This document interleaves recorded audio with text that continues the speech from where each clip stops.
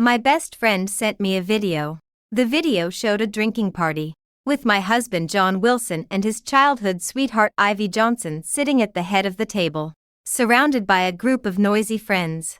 John had cream smeared on his face, and Ivy was licking it off bit by bit. Amid the group's teasing cheers, John wore a smug smile as he cooperated with Ivy licking from left to right. I replied to my best friend, "Send me the location." Half an hour later, I arrived at the private room door and flung it open. The lively room fell silent for several seconds. "Emily is here." Someone greeted me with an ambiguous smile. I nodded with a faint smile. John visibly sighed in relief, stood up smiling to welcome me. But I pushed him back down into his seat. Ivy looked at me triumphantly and said cheerfully, "Emily, you're late. We were just playing a game and had so much fun." I stood beside John, placed the birthday cake on the table, and slowly unwrapped it. Why wasn't I invited to someone's birthday? John tensed up again, but before he could explain, I smashed the entire cake onto his head, not just smearing cream, but a full upside-down dump. Instantly, John looked like an unfinished clay figurine. Ridiculous and pathetic. My best friend was still recording the video. I pointed at Ivy and fiercely commanded, "Lick it." Ivy froze in shock, and I demanded assertively, "Don't you love licking? You're not leaving until you finish it all today." Ivy finally snapped out of it and burst into tears. Running out sobbing, John started frantically trying to clean the cream off his head but couldn't get it all off. I seized the moment while everyone was stunned, grabbed Ivy's hair, yanked her over, and pressed her head against John's. I shouted, "Lick. Do it again right in front of me." Last time the video wasn't clear, but this time I'll film it close up and send it to your parents. By the time Ivy reacted, her face was covered in cream too, and she ran out whimpering. John growled, "Emily Davis, you're something. Just you wait." I picked up a wine glass and splashed it in his face. The cream on his face mixed with the wine and dripped down, thinning it out. But his eyes couldn't handle it. He covered his eyes, crying out, "It hurts. It hurts. It hurts. It hurts." Then yelled, "Emily, what's wrong with you?" I smiled insincerely. "Playing a game. I missed out on all the fun earlier, so I'm catching up. You wouldn't deny me that, would you?" John's hand paused mid-wipe as he finally snapped out of the shock and realized my intentions. He slowly lowered his hand and stared at me. Looking wretched, I turned to the crowd and said, "If she won't lick, you help her. I don't mind. Otherwise, this isn't over today. I have the video from earlier, and I'll send it to every one of your wives." John finally roared, "Emily, that's enough. Any more and it's over the line." "Over the line?" I sneered. "You know what over the line means." John's chest heaved violently, his eyes bloodshot as he glared coldly at me. He flung the towel in his hand to the ground. "Can't you just give me some face in front of others?" "Face?" I sneered again, shouting loudly, "Do these people know what face is? You've all lost your dignity, yet you're still pretending to be noble here. Back home alone." A crushing emptiness mixed with pain and resentment washed over me, after drowning in bitterness. I thought it through and was absolutely sure I needed a divorce.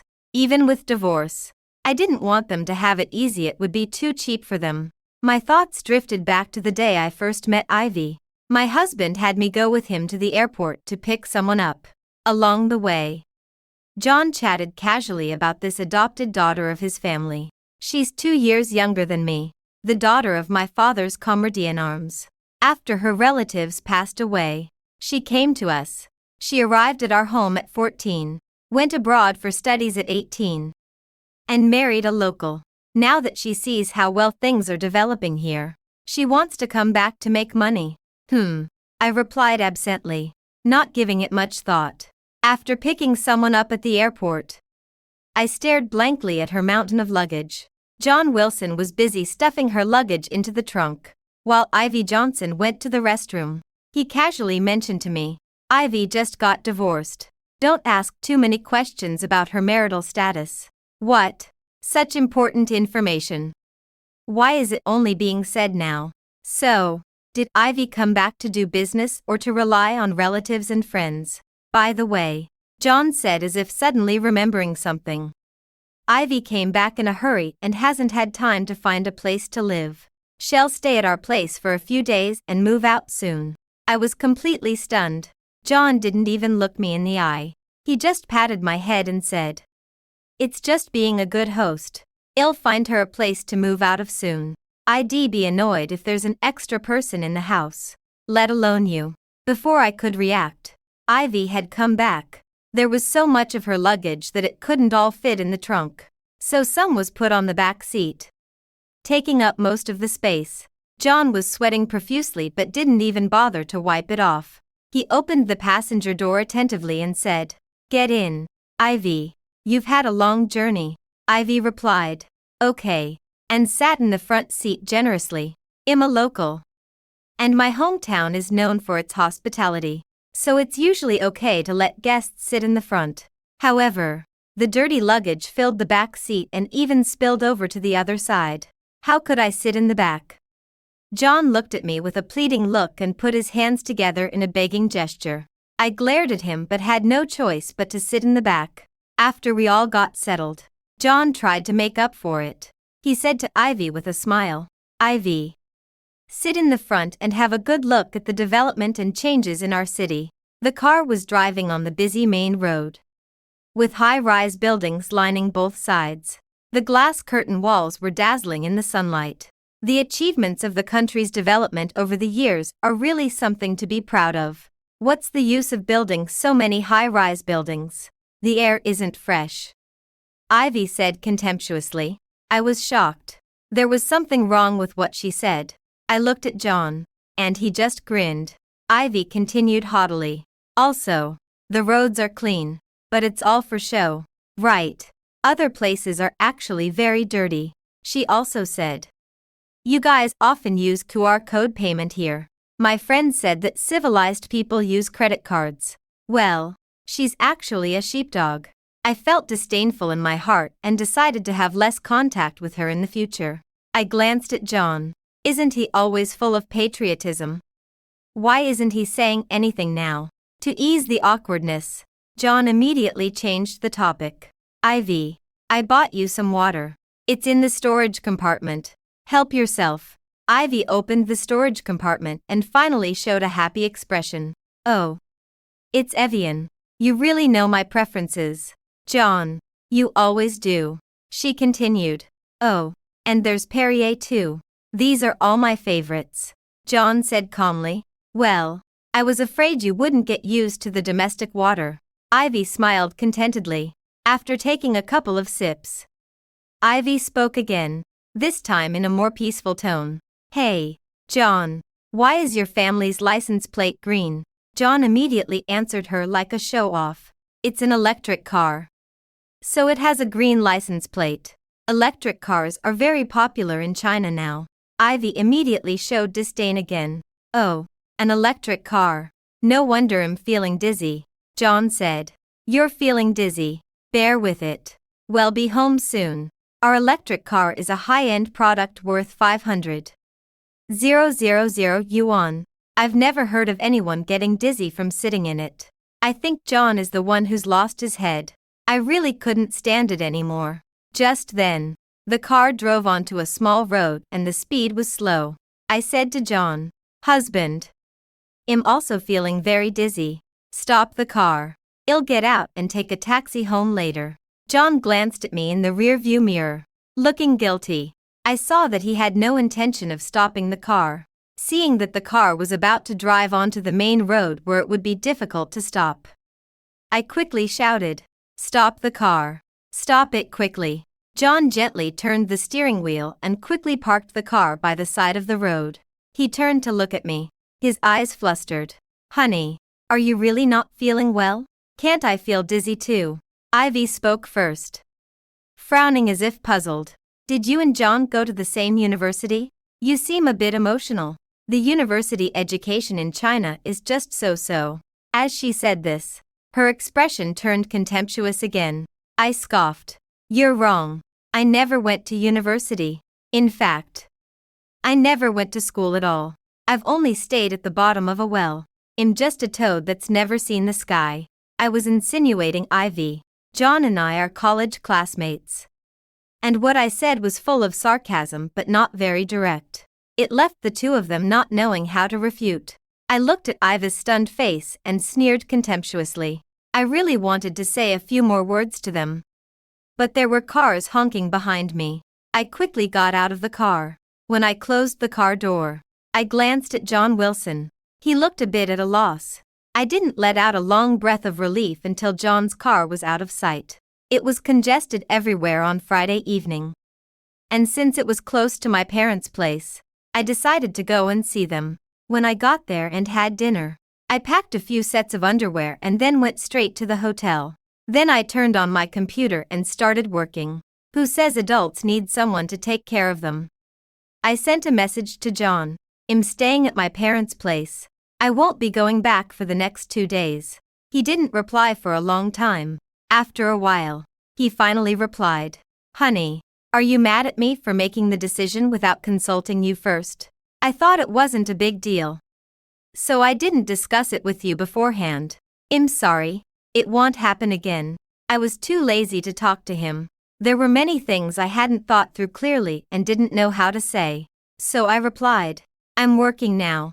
Let's talk later when I have time. Then he sent another message. Honey, are you really not mad? This time I ignored him. I spent a relaxing day on Saturday. But something happened on Sunday. John called me. His voice urgent. Honey, what's going on? You didn't go back to your parents' place. Your parents came knocking on the door early in the morning. When they saw me and Ivy having breakfast, they seemed to have misunderstood something. I mean, didn't you say you were going back to your parents? Where are you now? I've already apologized. Why are you still being so stubborn? My sister came in a hurry. I admit I wasn't thorough enough. Can't you just be more understanding? I rubbed my temples. Extremely annoyed. I went to my parents for dinner on Friday and then went to the hotel. They were going picking in the suburbs on Saturday. If I had stayed at their place, they might have canceled the trip to take care of me. I didn't want to affect their lives.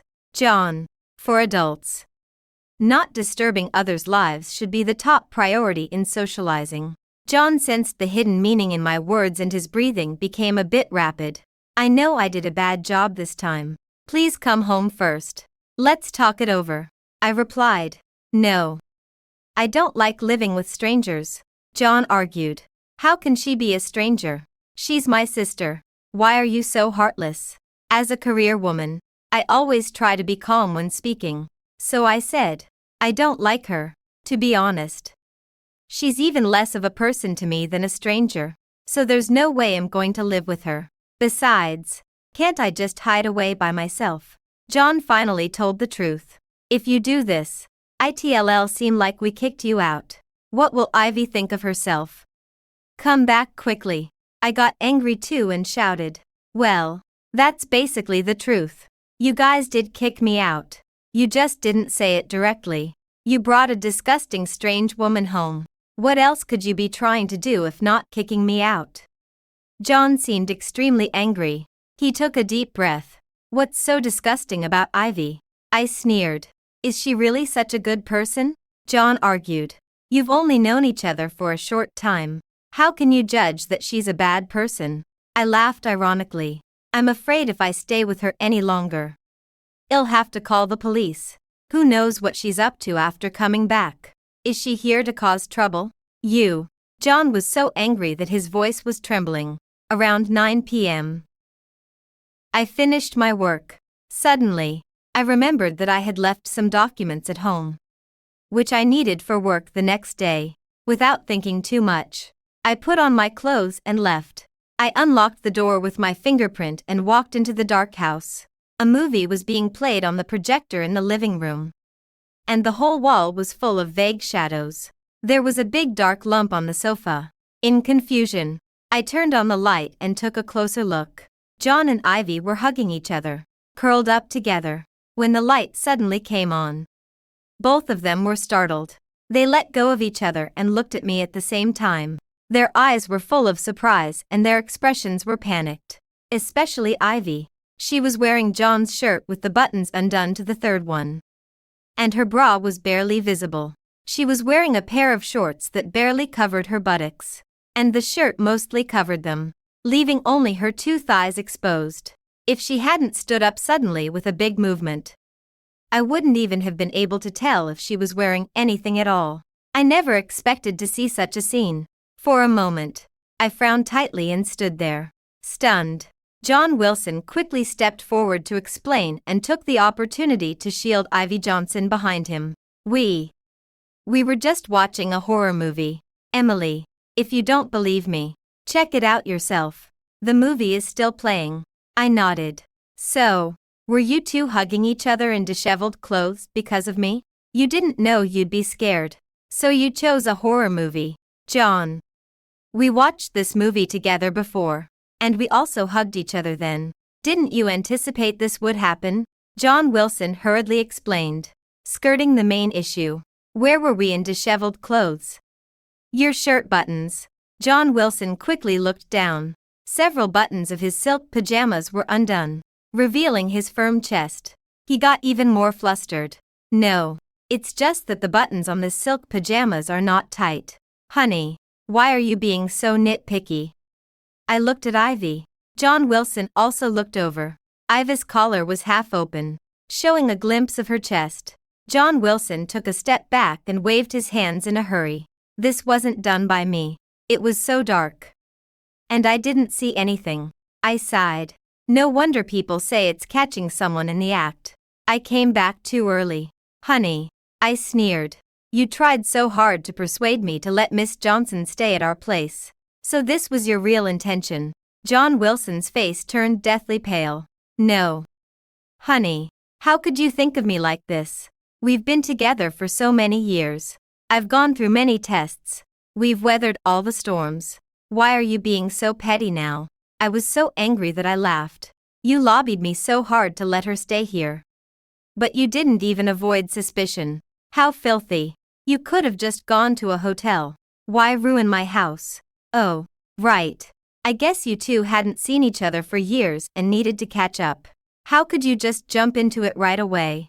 John Wilson was so angry that he trembled, as if he was extremely innocent. Ivy, on the other hand, had calmed down. She scoffed and spoke loudly. Sister-in-law, you really don't have to act like this. It's so petty. I'm used to being bold in my behavior abroad. This is just how I fasten my buttons. As for John, it's just a coincidence, believe it or not. Then she walked to the storage room, rolled out her suitcases, and piled several of them in front of me. After patting the dust off her hands, she spoke to me nonchalantly. Brother John discussed with me to avoid your suspicion. He asked me to move to a hotel tomorrow. All my luggage is here, unopened. Sister-in-law, cherish your good life. Don't be so paranoid and make a fuss all day. John Wilson walked up to Ivy, looking ashamed. Sorry, it's my fault. I forgot to discuss it with your sister-in-law in advance. Letting you stay today and move out tomorrow.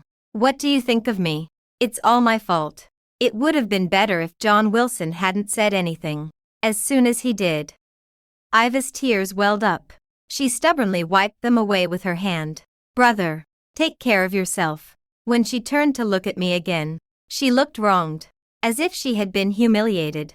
Sister-in-law, it doesn't matter if I suffer a little. Please take good care of my brother. Don't let him be angry or in a difficult situation. Cherish him. He's loyal and has no major flaws. With tears in her eyes, bearing the humiliation. She was so different from the arrogant and presumptuous girl I first met. Like a princess who had fallen from the sky and had to bow to the mortal world. She was extremely pitiful. John Wilson was deeply touched when he saw this. He stepped forward and held Ivy's hand. Ivy, with so much luggage, how can you stay in a hotel? Let's think this through carefully. Your sister-in-law won't be so unreasonable. From an angle where John Wilson couldn't see, Ivy gave me a malicious smile, as if her evil plan was about to succeed the next second. I calmly said, if you want to leave, do it quickly. I can stay in a hotel without any luggage. What are you afraid of with so much luggage? Just get a suite. Oh, right. John put me in the position of a kind-hearted person, saying I'm reasonable. I can't let him down. So, how about you move to the hotel with her too, so you can take care of each other? Good idea, isn't it? I shrugged. This way, I'm not the bad guy anymore. Right. John Wilson frowned. Emily, don't talk in anger. If I stay in a hotel with her, what would people say? Did I say you should stay in the same room? John Wilson's face froze. Finally, Ivy left. John Wilson personally drove her there. When I came back, my expression was calm, without a trace of guilt or unease. I sat on the sofa, threw the lighter onto the coffee table, leaned back deeply, crossed my arms over my head, stared at the ceiling, and said nothing.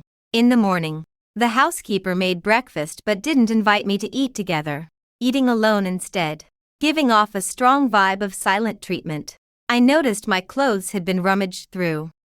So I took out all the valuable garments to wash, and had the housekeeper throw away some that weren't essential. John Wilson watched from the side with a cold sneer. I mocked. Just touching other people's things without permission, that's the behavior of a civilized person. John snorted coldly. What's wrong with my sister trying on your clothes? She's a girl who loves beauty. Is that really necessary? I sneered back. On her first meeting, she just grabs things like that. Is she from some backwater village? So shallow and shameless to talk about others. Something was peeking out from the gap between the dresser and the floor. Disgusted, I used chopsticks to fish it out. It turned out to be a transparent balloon. I trembled with rage, my head pounding, holding it up with the chopsticks. I walked over to John Wilson. Explain this. John wasn't flustered. Ivy was just joking with you. Get someone to test it and see if there's anything inside. Ivy was right, you didn't even look before accusing. That made it sound like I always overreact. You think this joke is funny? I stared at him coldly. Then I flicked the chopsticks, sending the little balloon flying straight into John's bowl.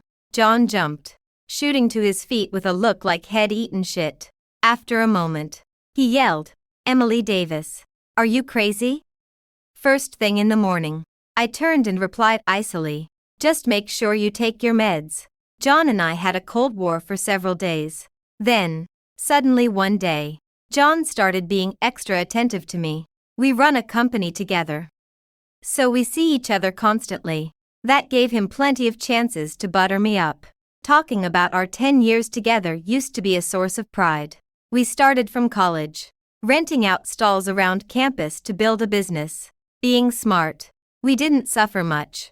And over the decade, our food, accommodation, and tourism chains thrived. Partners and lovers, genuinely affectionate, no faking it. But this level of flattery was a first, not even when he proposed.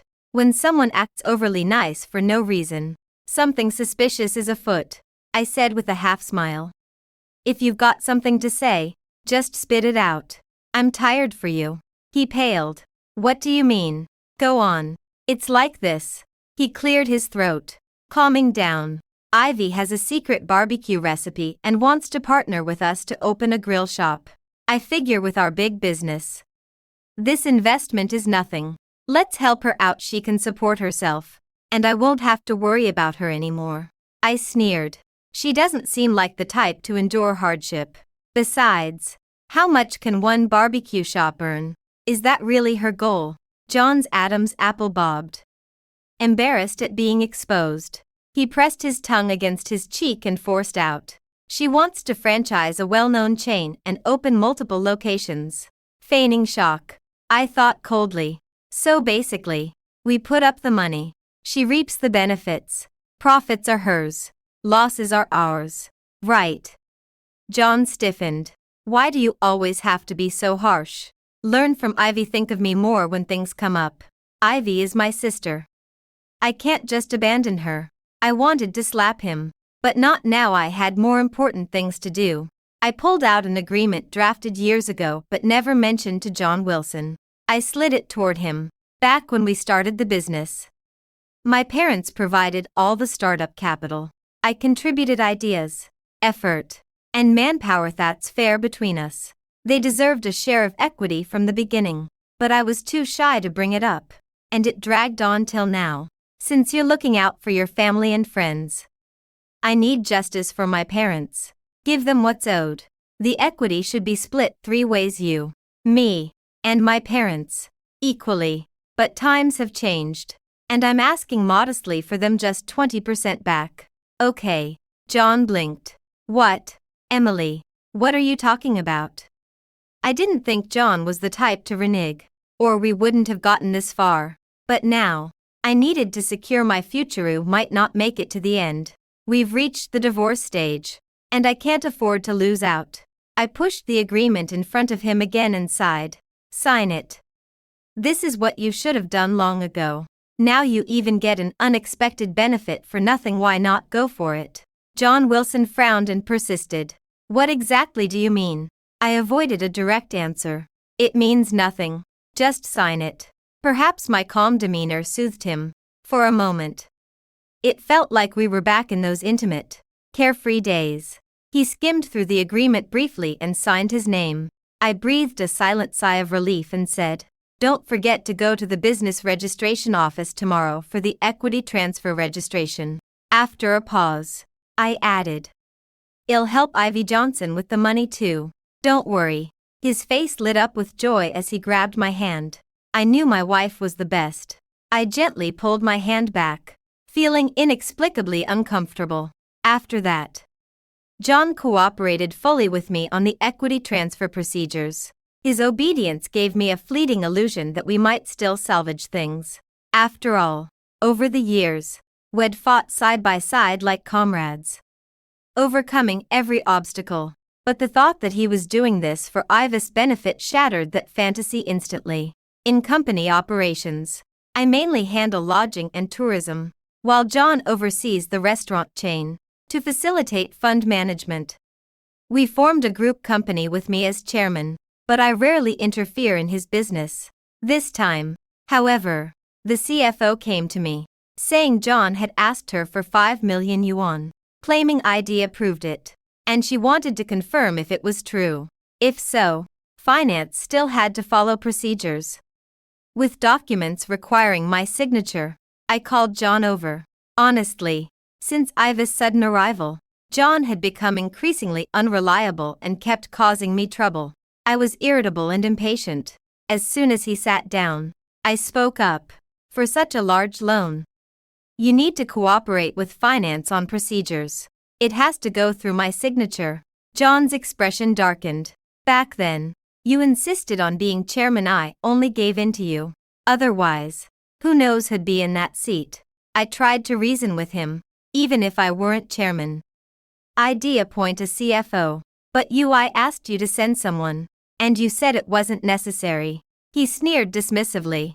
Between a husband and wife, what's the need for mutual surveillance? I frowned. We are husband and wife. But we're not a mom-and-pop shop anymore. Shouldn't shareholders send representatives to oversee each other? He fell silent, brow furrowed. After a long while, he said, "Fine. Follow procedures then. Just sign it quickly." Suddenly, it all felt pointless, and I was momentarily lost. I said, 5 million yuan isn't small change. We're not in real estate or finance with big inflows and outflows. Our money was accumulated bit by bit, like building a tower grain by grain. In other words, we climbed up from the bottom. Earning it wasn't easy. I just have one question. Is this money a loan or a gift? He turned away, looking displeased. Of course it's a loan, I stated firmly. Since it's a loan, there needs to be a repayment plan. And of course, a written agreement. Are you prepared? His expression first showed confusion, then flashed with anger. Even between relatives, we have to do this. Emily Davis, I barely recognize you anymore. Are you jealous and deliberately making things hard for Ivy? Or are you just naturally cold-hearted and ungrateful? I laughed bitterly. Me, cold-hearted and ungrateful. If I were, would I have invested money to start the business back then? Why don't you pretend to borrow money outside? Tell your so-called friends. My wife doesn't agree, but I still want the loan. And I have no collateral. See who'll lend to you. Go ask around, see who's willing. A flicker of contempt crossed his face. I haven't wasted all these years. You think no one would? I replied resolutely. Yes, no one would. Feel free to try. He glowered. Forget it. Since you've agreed to lend money to Ivy, why should I bother? Fine. I'll write a repayment plan. But how do we even write this? We don't know how. And no one's ever made us do it before. Iva's study abroad funds came from my parents. And they never held it against her. I said coldly. Right. Your parents spent money on her education abroad. So they couldn't help you start the business. That meant my parents had to foot the bill. So my parents ended up as the suckers. He seethed with rage. Didn't we account for shares with your family? I retorted. That was added later. And it was my idea, not something you initiated. He waved impatiently. Enough. Enough. I can't argue with you. Just sign the repayment plan quickly. Holding on to my last shred of reason. I tried to resolve it peacefully. Don't either of you have even a rough repayment plan in mind? He was speechless. This meant he had no intention of repaying. Since that was the case, I took out a repayment plan, which stated that 80% of the monthly income would be used to repay our principal, and the rest could be for Ivy Johnson's personal use. John Wilson flushed red. You're too greedy. How much can Ivy earn like this? Restaurant management is very hard work. I said. Actually, you can go to the bank. Banks have plenty of money. Also, she doesn't need to borrow money. She has studied abroad for many years, has overseas life experience, and finding a job shouldn't be difficult. John stood up angrily. Borrowing money from you is really troublesome. I added. Actually, you could just give her the money directly. Let her spend it as she wishes. But you insist on lending her money for business, needlessly adding risk. John's hands were shaking with anger. I lent her money to teach her how to survive. Giving her money for free sounds really bad. How could you say that? Seeing him so angry, I actually calmed down. At her age, learning to survive is best started by working, not by borrowing money. After all, she doesn't have a wealthy father. John turned to leave. You're unreasonable. Reaching the door, he turned back as if in a fit of pique. Where's the repayment plan? I'll sign it. I pushed the document to him. Without looking, he signed his name quickly, threw the pen down, and left. I took a deep breath and sighed in relief. The repayment plan stated that this was Iva's loan, with John as the guarantor. Even if they divorced in the future, it would be John's personal debt, not shared as a couple. This idiot. I really couldn't stand him anymore. He repeatedly challenged my tolerance limit, but hadn't truly crossed that moral line. I didn't know how to handle it. My uncle once said, before marriage, keep your eyes wide open. After marriage, close one eye. As long as he doesn't indulge in drinking, gambling, or other vices, and doesn't cheat, just try to get by. But I was really confused. Until today, after the suggestive video appeared, I made up my mind that divorce was inevitable. John kept dancing on my bottom line, and I was tormented over whether to divorce. Today, there was finally a result. I hired a lawyer to draft the agreement. The lawyer advised me to first secure the assets. I followed the lawyer's advice and went through the procedures. During this time, John was nowhere to be seen. I didn't care about him. A few days later, he appeared before me again, unshaven and listless. He slumped on the sofa as soon as he got home, looking up at the ceiling. I was drinking coffee on the balcony, and when I passed by him on my way back to the room, he suddenly spoke. Emily Davis, do you know? After life became affluent, we no longer need to struggle to survive. Yet you always maintain a harsh demeanor, a posture ready to fight anyone at any moment, without any of the grace and elegance of the wealthy. Also, you're rigid and boring, doing everything by the book, frighteningly rule-bound. I scoffed. In the early days of starting the business, You didn't dislike these things about me. You praised me as an all-rounder. A flicker of embarrassment crossed his face, then vanished. He sat up straight and stared at me seriously. What I want to tell you is, even with all these flaws, I'm still willing to tolerate you. Because I still love you. I scoffed again. No need to tolerate. Now that there's no survival pressure, you've become wealthy. You can pursue whatever you want, including people. And I don't want to tolerate you anymore. So, divorce is a good choice for us. What? John looked as if he'd seen a ghost. What did you say? Divorce. You really dare to think that? I turned and went to the study to print the divorce papers. The already printed documents were at the company.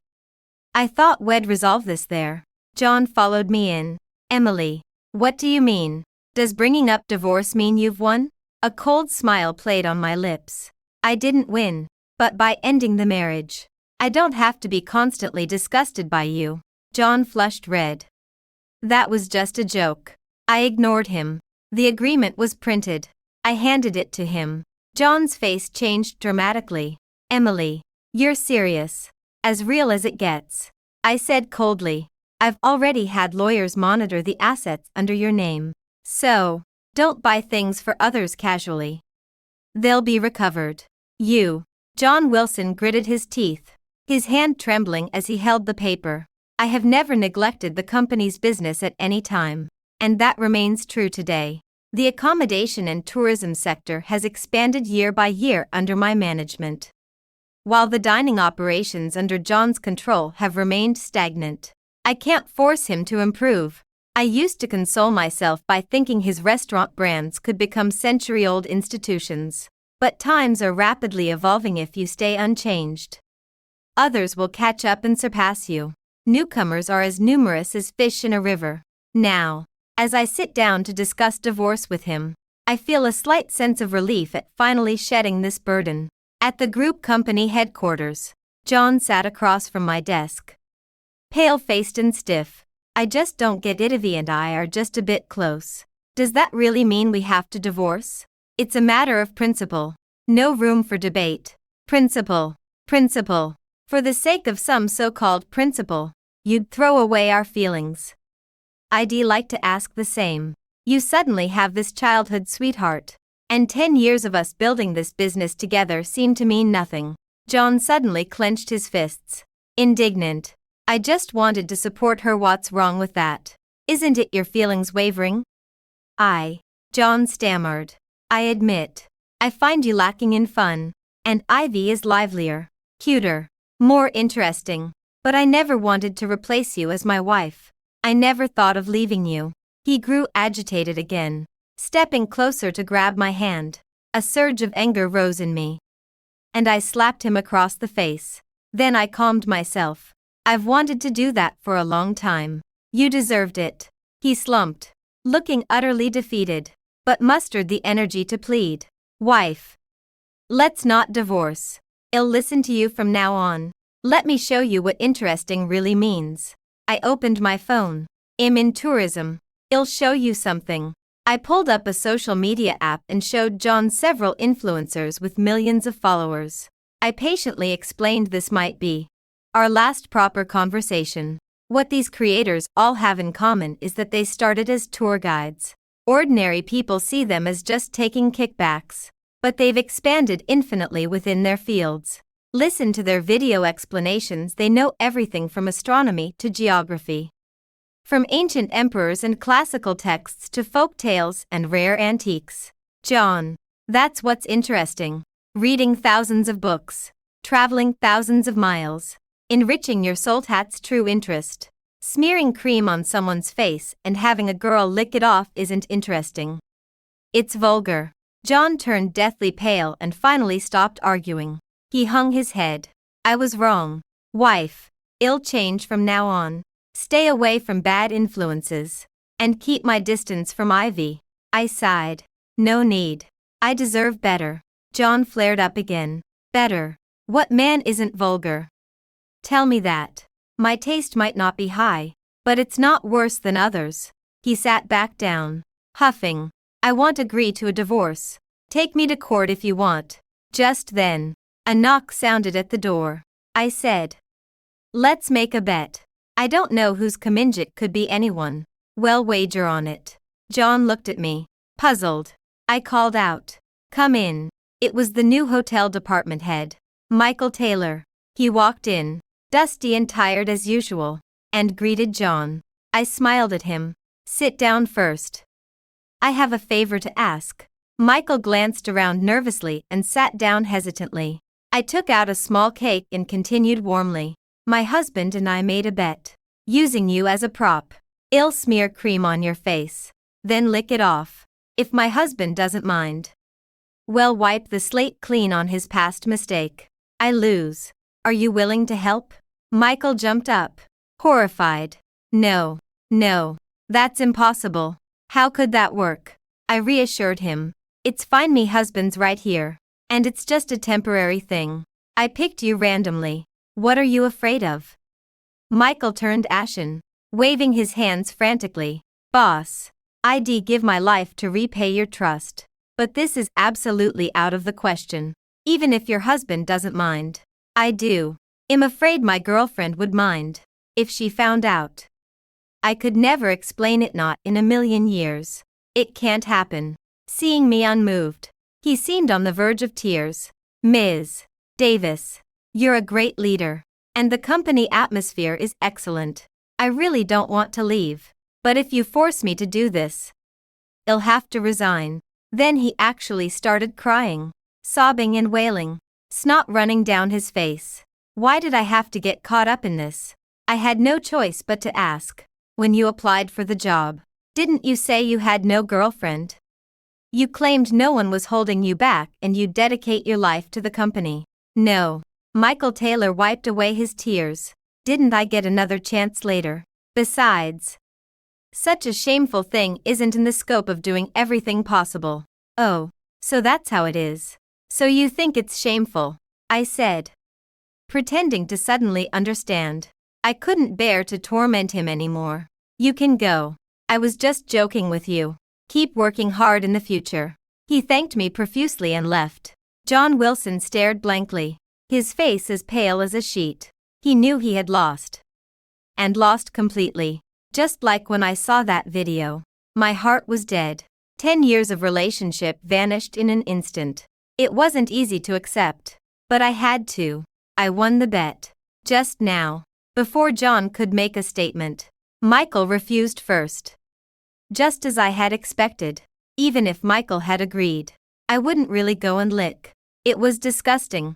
Just thinking about it made me sick. When people are young, they're not very good at judging people. As time goes by, their judgment will improve. So, it's important to cut losses in time. I finally divorced John. I basically got 70 of the family property and he got 30. Which was quite fair. The $5 million that Ivy Johnson borrowed would be borne by John himself and had nothing to do with me. I quickly found a catering partner and re-established the business that John had taken away. It just had to start from scratch. But I was confident. Now, I had rich entrepreneurial experience, money, and a good team. It was just a matter of time before I made a comeback in the catering industry. As for John, the first had a hunch that things wouldn't go well for him. A few days later, Ivy posted on her social media, "Someone is making a mountain out of a molehill. Something that's nothing in our place suddenly becomes a sin here." Then another post. "I got you as early as when I was 18. So someone is jealous about old news." I posted a counter-attack on social media.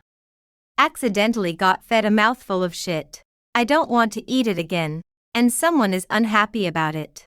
Our mutual friends were all talking about it under the posts. At the same time, my best friend showed the video of John and Ivy licking cream to our friends. So, everyone came to a common conclusion.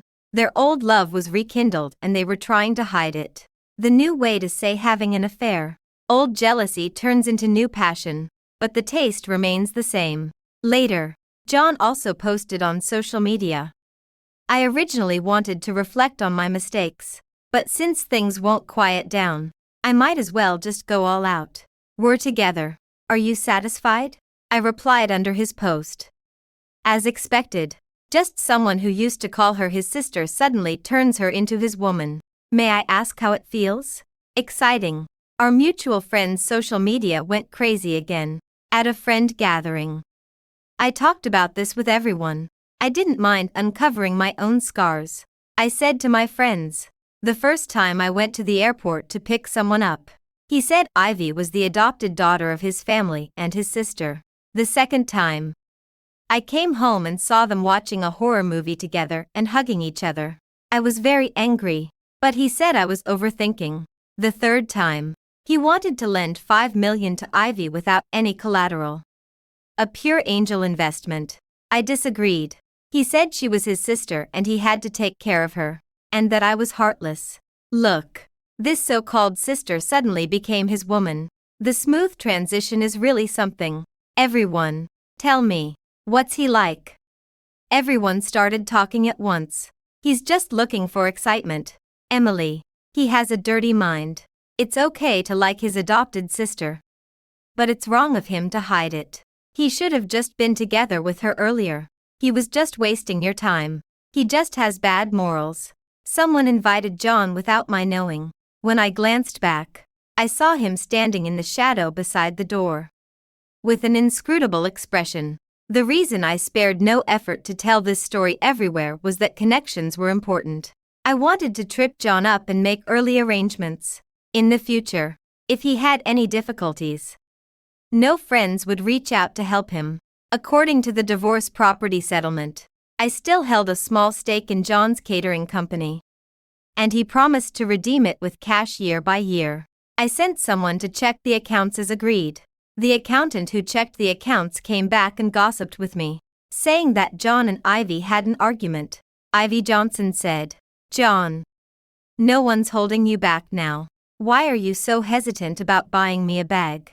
Are you even a man?" John Wilson replied, "I need to save money. My cash flow is tight right now, and I can't handle much financial risk." "Ha," Ivy scoffed. "You people here make everything complicated. Where I'm from, nobody saves money. We live just fine. You should ditch that petty mindset. Saving. Saving, when will it ever end? Live in the moment. Life's about happiness. Tell me, are you happy?" John shook his head, struggling to respond. Finally, he deflected. "I still owe Emily Davis money. I can't avoid paying her back." "What? How did our divorce leave you in debt?" Ivy sneered. "Honestly, John, you're too soft. That's why Emily's got you wrapped around her finger." My auditor couldn't stay silent and retorted, "I hear where you're from. Divorced husbands pay child support and alimony until the ex-wife remarries. Why don't you brag about that? You always criticize us for being backward, but never mention how divorce settlements here favor men," she added. "You cherry-pick what benefits you and lecture everyone from your high horse. Total double standards. No wonder Emily dislikes you." Ivy paled with rage. "John, fire this woman. Another word from her, and you'll have a heart attack." John coldly replied, "She's an auditor. Not my call. You insulted Emily, so she spoke up." Ivy snapped. "What? Now you side with your ex-wife? You used to defend me unconditionally." John froze, staring at her in disbelief. "Did I? Really?" he murmured. After a pause, he whispered, "Was I that awful?" As the economy slumped, John's struggles worsened. Ivy pushed him to hand over his business to professionals and travel the world with her. Their fights grew vicious, and mutual friends spread the drama everywhere.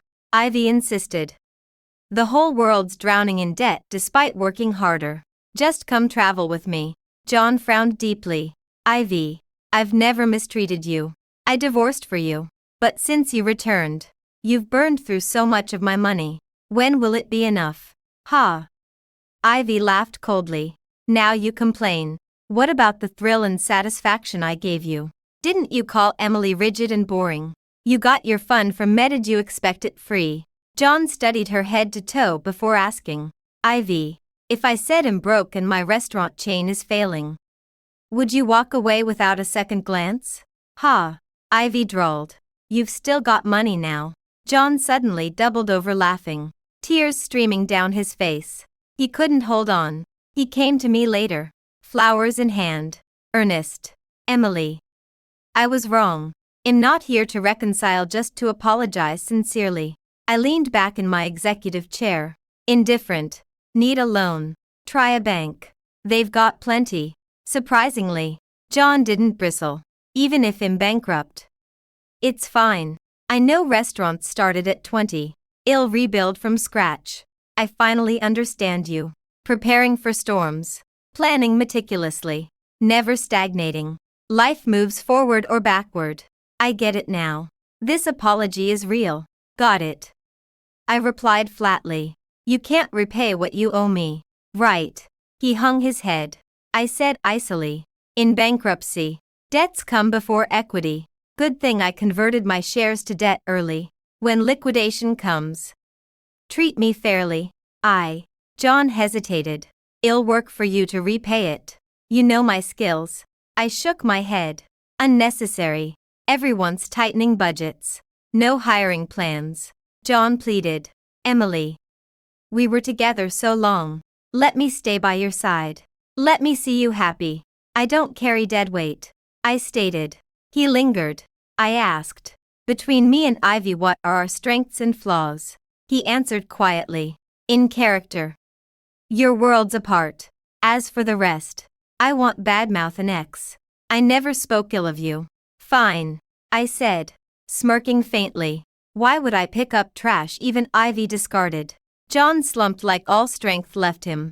He stood there, defeated, for a long time. After his bankruptcy, John was diagnosed with severe liver disease linked to years of business dinners and his reckless lifestyle. Truthfully, he and Ivy were alike. Both believed in living in the moment but misunderstood it, charging headlong into indulgence. The current predicament was far more difficult than John Wilson had anticipated.